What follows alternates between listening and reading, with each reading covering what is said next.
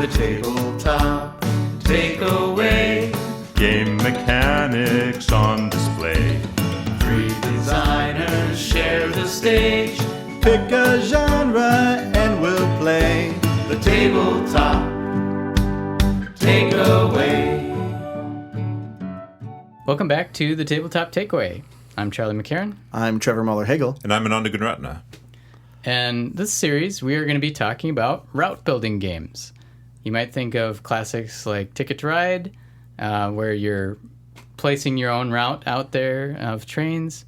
And we each have picked kind of different games, I'd say, for route building games. Maybe you haven't heard of them. Pretty different. Yeah. And I picked one of my favorite two-player games, Akrotiri. This is by Jay Cormier and Sen Foong Lim. And it's sort of a mashup of a tile-laying game plus route building.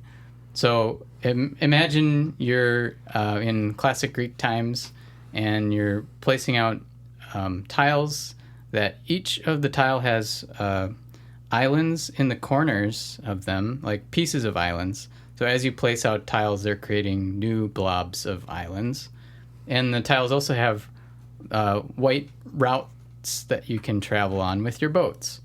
And the main goal is to be able to basically uncover temples that you find by you have these map cards, and you're able to build a temple if you see certain color locations, I guess, throughout the map, and they have to be in a certain orientation.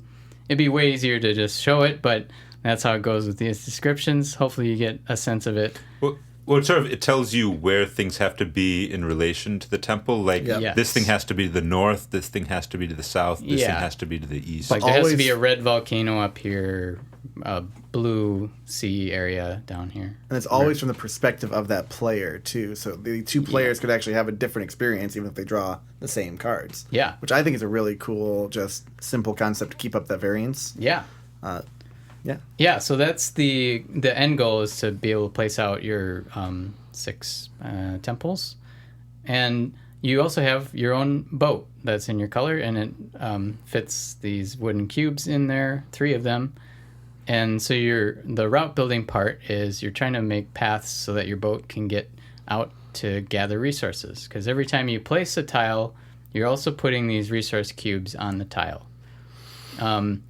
Additionally, as you place out these cubes, it kind of makes this market board, that color becomes more valuable. So you're pulling the cube off of the market board and revealing, like, okay, blue starts at 1.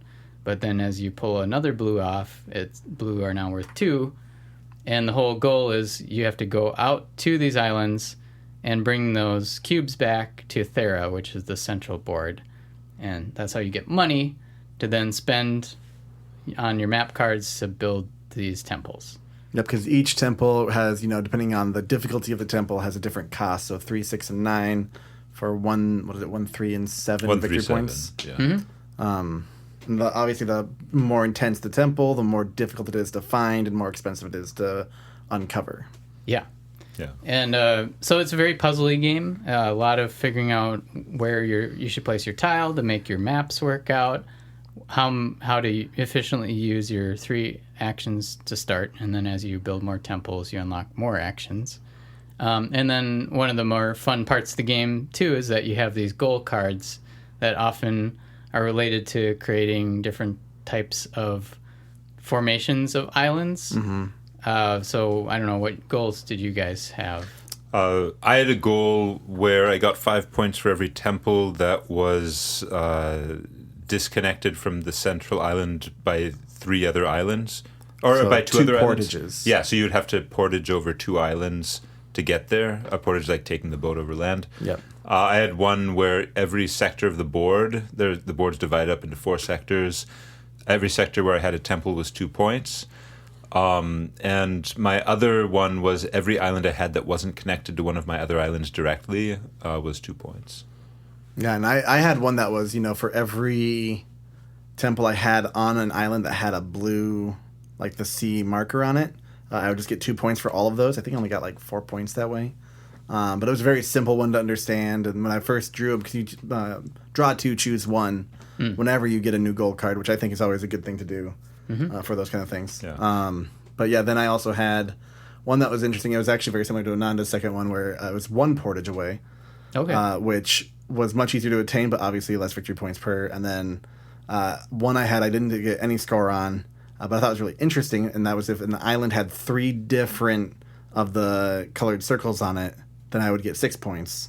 Yeah. For each If temple you built have a on the temple on island. it. Yeah. And interesting thing, so we each had 3 of these special goal cards, but you don't start with 3, you start Right. with 1, and as you build temples, you unlock the others. Yep. So the early one gives you sort of some direction of where to place the temples, and the last one you're probably taking mostly based on where your temples are already, Yeah. and then the second one is sort of in between. And I think that's a nice way to do it. Yeah, you kind of uncover that complexity as time goes on instead of all at once or all at the end. Yeah, it's nice having 3 different goals because I was worried I wouldn't complete my first goal at all. So having the others to fall back on is good, but then you don't want to front load that information. Oh, yeah. I'm kind of sad neither of you got my favorite one, which is build the biggest island you can. Oh, yeah. And I saw that one and I discarded it. did you? No. Well, I just think it's cool. One of my favorite things about the game is like how organically the board turns into like interesting routes that get blocked because you do bigger and bigger islands, and it just works out really naturally how you're incentivized to place tiles so that you can get like lots of resources on one island so that you can have an efficient like pickup.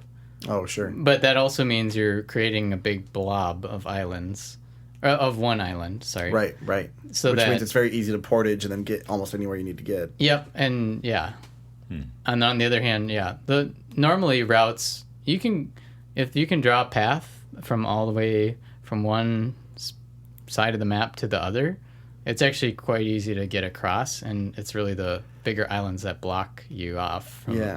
I did appreciate that a move action was basically changing the type of movement you were doing. So either on the river or in the water, Right. and then to portage. Right. Generally, you're going to alternate between those 2. Yep. There's usually not much reason to do the same one twice, unless I guess you're going to an island picking up stuff and then Right. going back. The one thing I really liked about the game was the maps, and specifically just mostly thematically. I don't know if I've seen that sort of mechanic where something is located based on where other things are in relation to it, sort of like landmarks, but I thought that really did evoke the idea of an ancient but kind of vague map to some ruins and discovering something. I can see that mechanic working well also in an induction game, maybe. Oh, sure. But I thought thematically that worked really well, and I can see using that in other games. Mm-hmm.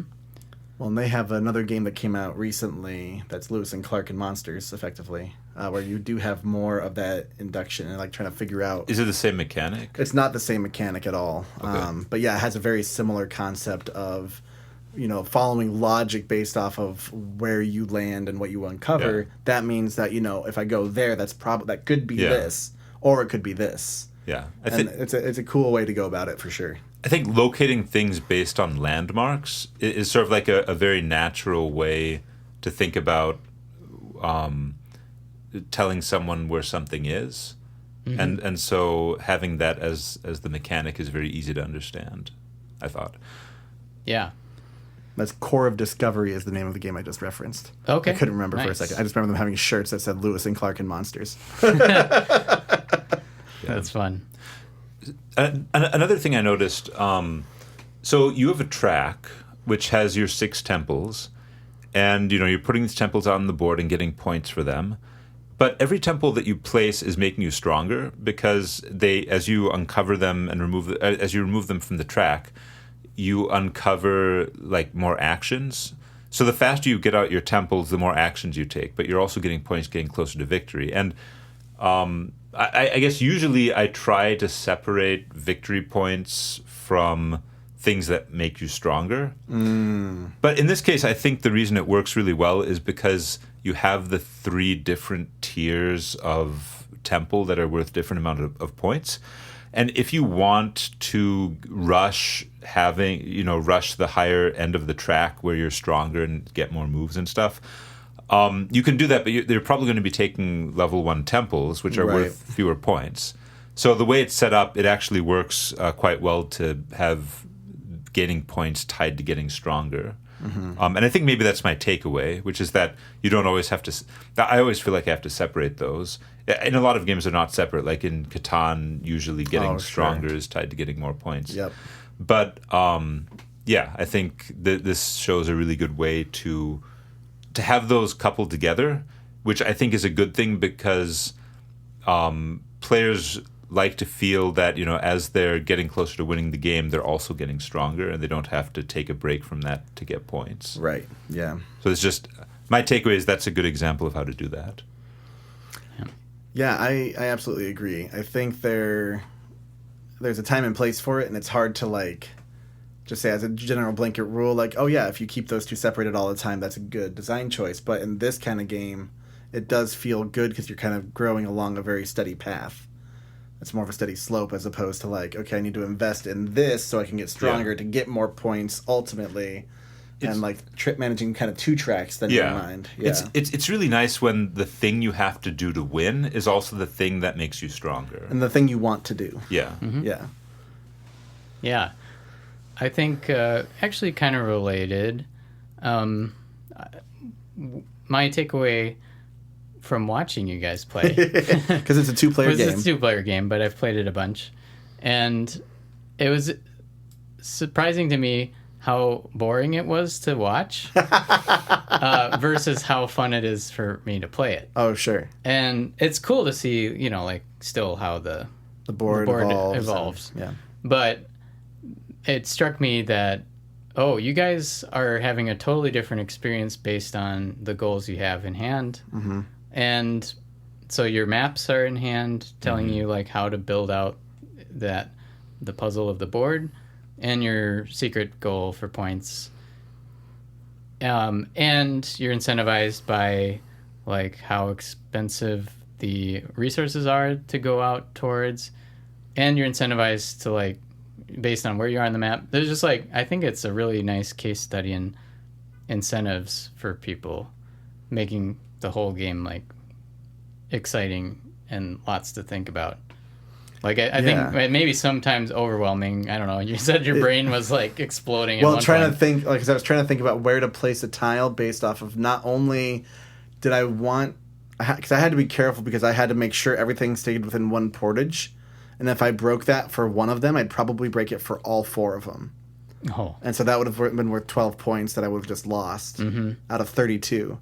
So I would have been devastated if I had messed up that tile placement. But I also wanted to make sure that the symbol was in a place so that when I did uncover my temple, it was in a good advantageous space for me to actually get that temple. So I was trying to keep all of that in my head at once, which was a little bit of a stretch, which is good because I don't want it to be boring. Yeah. But it is all happening in here and not on the board. Yeah. And so that's why observation wise, it would be less exciting to see. Yeah. Than this place a tile on the board. And there was one point when it's funny because your goals were clearly different than what I was seeing on the table, because I saw your piece. I was like, ooh, Trevor, you could make a super island, get 3 resources by placing this tile, but you put it in another spot because I think I rotated it. Yeah, you had to get red in a certain location, which is probably more valuable for you. At least, at that time. Yeah. I think for my takeaway, it's really going to involve creating variable obstacles for route building games. And basically, if you think the islands as obstacles for the ships to go over, and then having that kind of change over time, kind of change the dynamic, I think that's really nice to have in these kind of games because it really kind of upsets the kind of natural balance of what you're doing, but not in a way that completely destroys you. And in this game specifically, you get more actions as the game goes on, as you build more of these temples, so you're not as restricted but you still have to go over those islands and go over those things. And then you figure out new paths to go that like take like, okay, that's gonna be 3 actions for me to get all the way over there. Is that the right move, or should I do something else instead? But yeah, I really like thinking about those obstacles and how it can just be a simple thing, like increasing your move by 1 or, you know, whatever it is.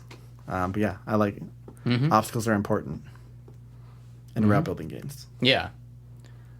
Yeah, and I think what's cool about this one, you kind of mentioned also the fact that your movement is pretty free. Like you're basically switching between sea movement and portaging is your movement points, and that's what makes it feel even more like a route building game to me than like just another type of tile laying and going across tiles. And honestly, them adding the rule that when you are unloaded, you can move twice per action really helps you speed up to where you're trying to get to where you're going, but then coming back, you're slowed down. So you kind of try to be more efficient. Like, okay, I go out, I place all my temples, and then I pick up the stuff, and then I come back to Thera, unload, get my money, maybe get some apps, go out again. Yeah. Cool. Well, I think that wraps it up for Akrotiri, and tune in next time for another route building game. Hey, thanks for listening to The Tabletop Takeaway. This podcast is made possible by listeners like you. So please tell your friends and visit our website at thetabletoptakeaway.com, where you can suggest games and mechanics for us to cover next on the show.